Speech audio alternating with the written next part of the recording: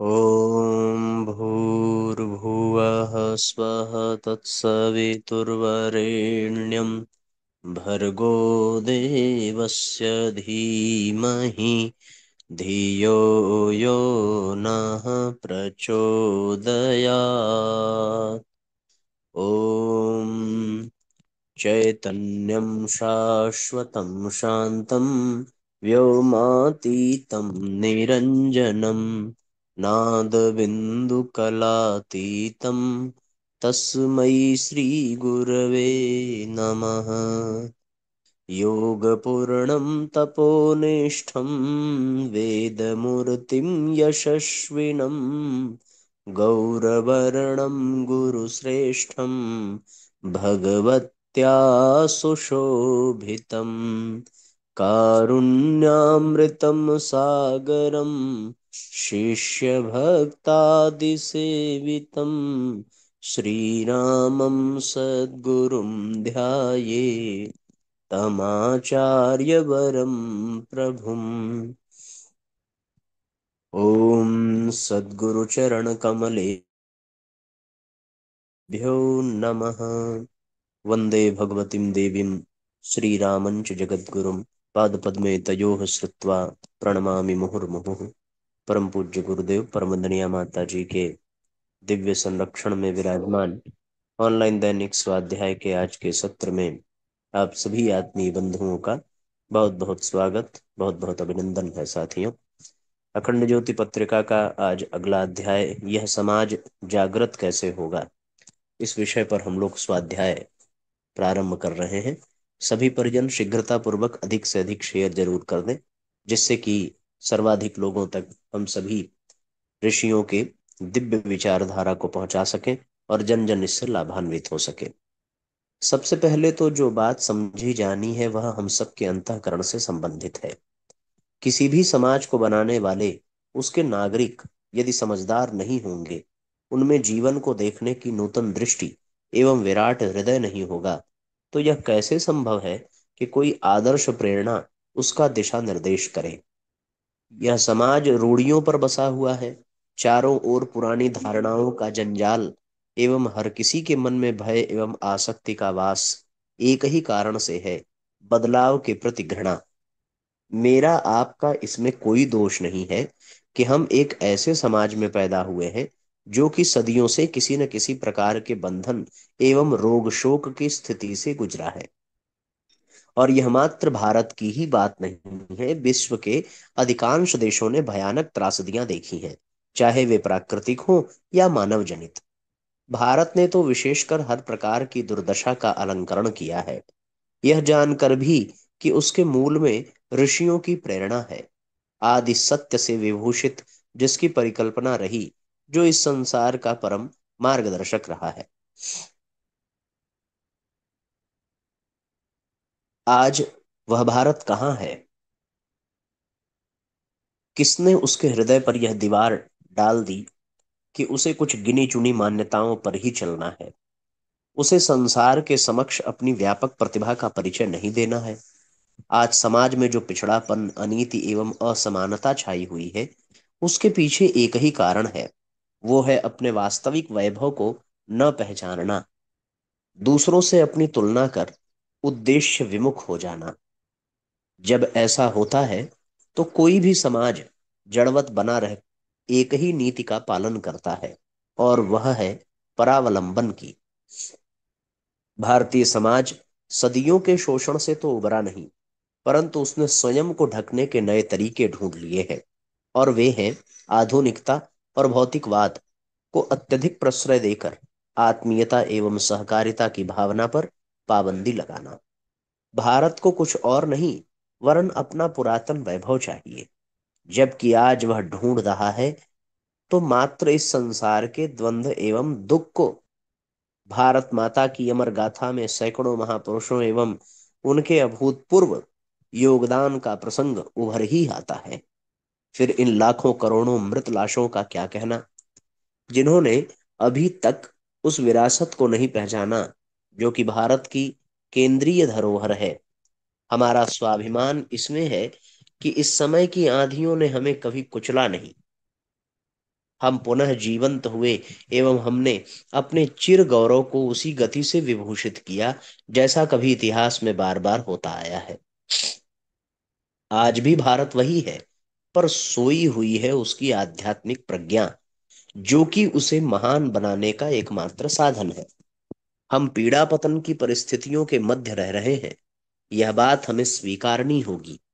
हमारा जीवन किसी उच्चतम ध्येय के स्थान पर क्षणिक क्रीड़ाओं एवं विषय व्यापार में जा उलझा है, तथा हमारा चिंतन हमारे महापुरुषों का प्रतिनिधि न होकर इस समाज की दुर्व्यवस्था एवं संवेदना विहीन उपक्रम के तले निष्प्राण एवं हतप्रभ बना हुआ है। ऐसा क्यों हुआ?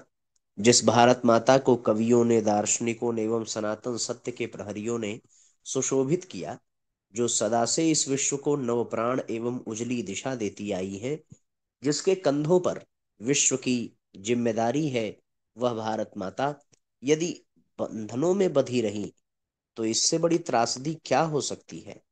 हमारा चिंतन गड़बड़ाया तो देश समाज संस्कृति के अधःपतन के हम भागी बने। अब फिर से जागने की इच्छुक हुए हैं तो उन विचारकों से प्रेरणा लें जो कि चिरकाल से इस भूमि को विभूषित करते आए हैं। हम बात कर रहे हैं भारत माता के कर्णधारों की, उन लोगों की जिन्होंने अपना बलिदान दिया ताकि राष्ट्र के उज्जवल स्वर आकार ले सकें, जिनकी मनोभूमि सदा कल्याण की रही और जिनका चिंतन सदा विषय वासना से परे रहा। जिस आध्यात्मिक अभिप्सा को हम अभिपूरित होते देखना चाहते हैं, वह यहाँ के प्रत्येक नागरिक के मन में मातृभूमि के प्रति गौरव के भाव को देखना चाहते हैं। वह तभी संभव है जब भारतीय जनमानस अपने आध्यात्मिक एकत्व को पहचाने तथा प्राणी मात्र के हित में अपनी योजना का क्रियान्वयन करे। साथियों, वास्तव में अगर हमें अपनी गौरव गाथा को पुनः उसमें प्राण फूंकना है तो अपने पूर्वजों, अपने देश के कर्णधारों, जिन्होंने ऐतिहासिक जीवन बिताया, जिन्होंने संसार में कुछ योगदान किया है, जिन्होंने भारत माता के यश को, भारत माता के गौरव को बढ़ाया है, उनके पद चिन्हों पर चलने की आवश्यकता है। उनके जीवन से सीखने की आवश्यकता है। उनके अनुसार ही अपनी जीवन की रीति नीति बनाने की आवश्यकता है। राजा परीक्षित को ज्ञानियों से समाचार मिला कि कलि ने उनके राज्य में चोरी से प्रवेश किया है। परीक्षित धर्मनिष्ठ सदाचारी पुरुष थे। वे कलि को दंड देने के लिए निकले। मार्ग में उन्होंने देखा एक बैल को, जो एक पैर पर खड़ा है, एक व्यक्ति दंड से प्रताड़ित कर रहा है। उन्होंने बैल से पूछा, तुम्हारी ऐसी स्थिति का दोषी कौन है? यह कौन है जो तुम्हें दुख देता है? बैल ने उत्तर दिया, राजन, कर्मों के अतिरिक्त जीवन को कौन दुख दे सकता है? तुम्हारे मन में प्राणी मात्र के लिए कल्याण का भाव है, जाओ, तुम्हारा भी कल्याण हो। परीक्षित समझ गए कि कर्म की गति जानने वाला, कष्ट में भी दूसरे के कल्याण की प्रार्थना करने वाला, वह एक पैर पर खड़ा यह प्राणी धर्म है। क्योंकि धर्म के चार पैर सतयुग के, तीन त्रेता के, दो द्वापर के और एक कलयुग का प्रतीक है। धर्म रूपी बैल को कष्ट देने वाला कलि है। वे कलि को मारने को उद्धत हुए तो कलि शरणागत हो गया। शरणागत को मारना अधर्म होगा, ऐसा सोच करके वे रुक गए। कलि बोला, मुझे कहीं भी थोड़ा रहने को स्थान दे दें। महाराज परीक्षित,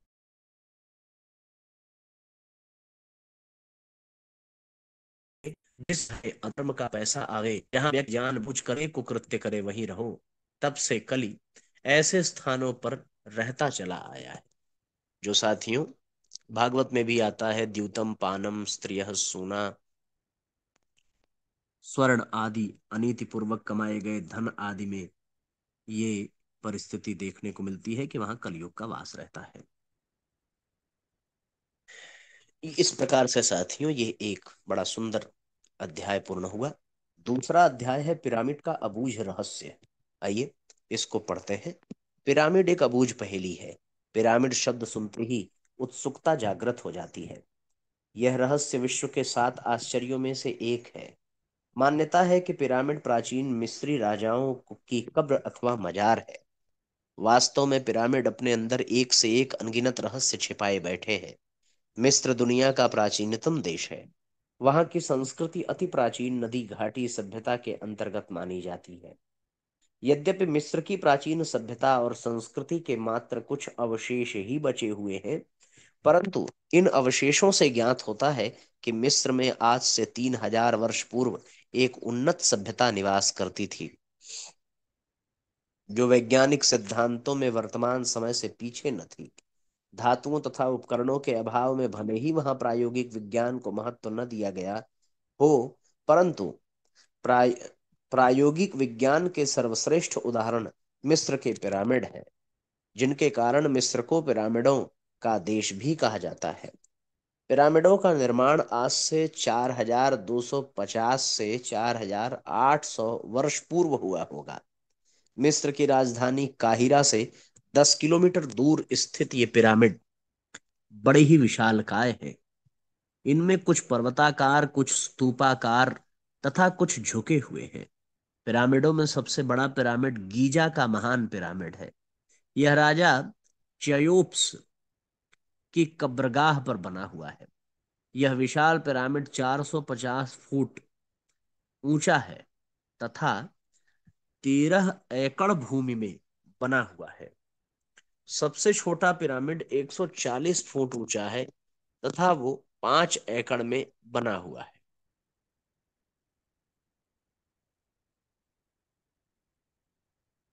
इनके निर्माण में प्रयुक्त किए गए अधिकांश पत्थर बाहर 12 फुट से भी अधिक ऊंचे हैं।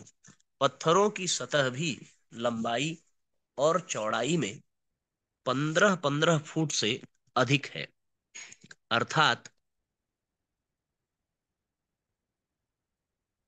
सम आकृति वाले पत्थरों का क्षेत्रफल 200 फुट से भी अधिक है।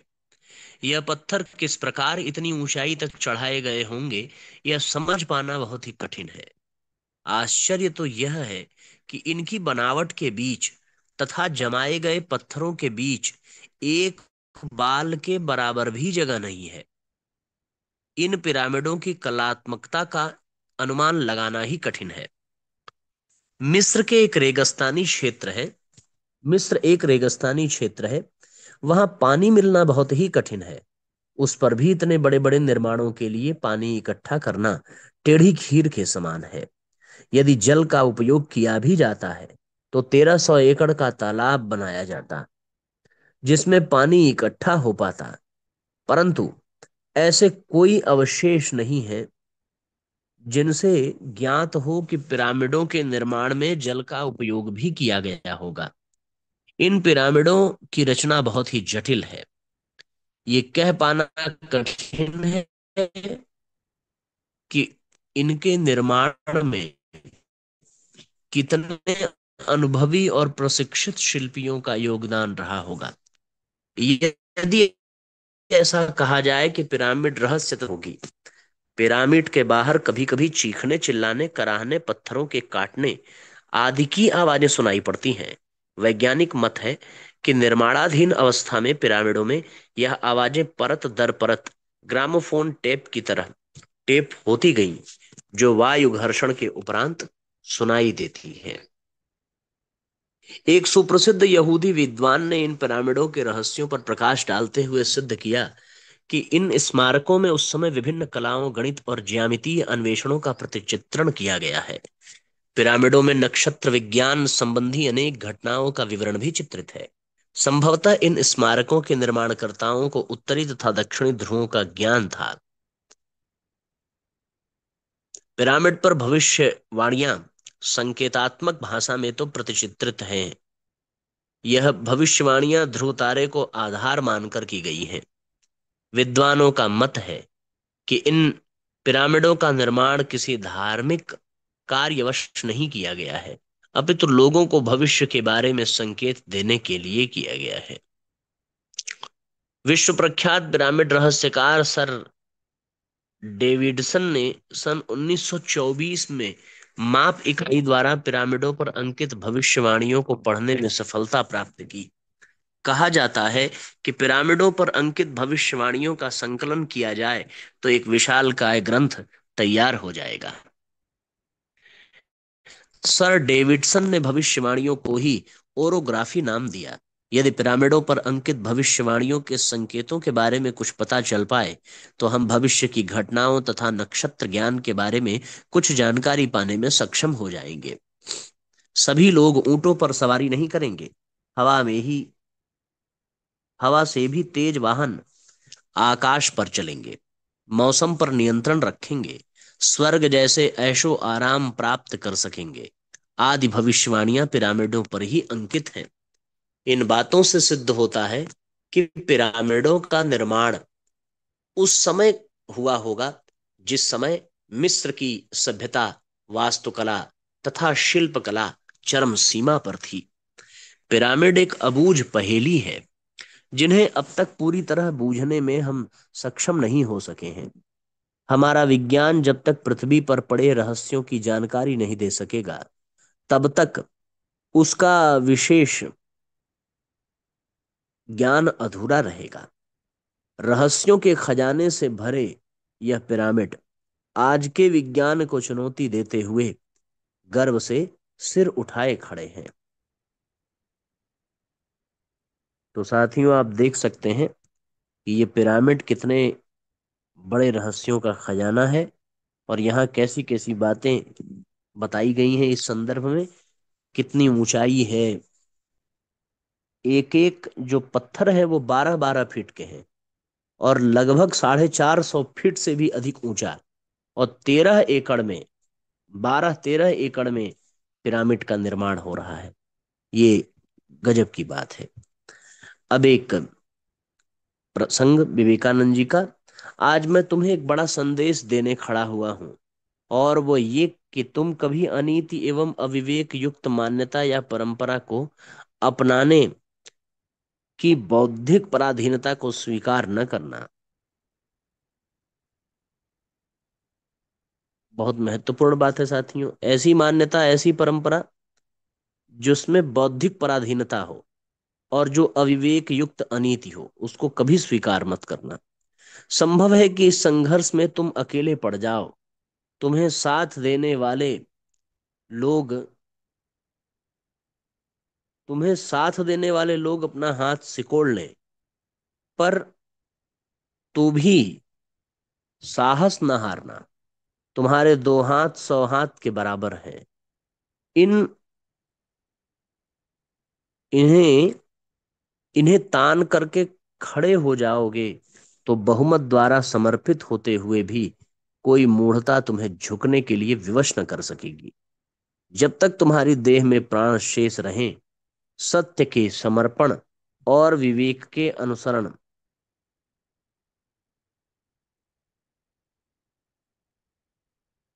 जब तक तुम्हारी देह में प्राण शेष है, सत्य के समर्पण और विवेक के अनुमोदन का तुम्हारा स्वाभिमान न गले, यही अंत में तुम्हारे गौरव का आधार बनेगा। इस तरीके से साथियों, विवेकानंद जी का बहुत सुंदर वक्तव्य यहाँ पर वर्णित है कि अनीति और अविवेक युक्त किसी भी मान्यता को स्वीकार हमें नहीं करना चाहिए।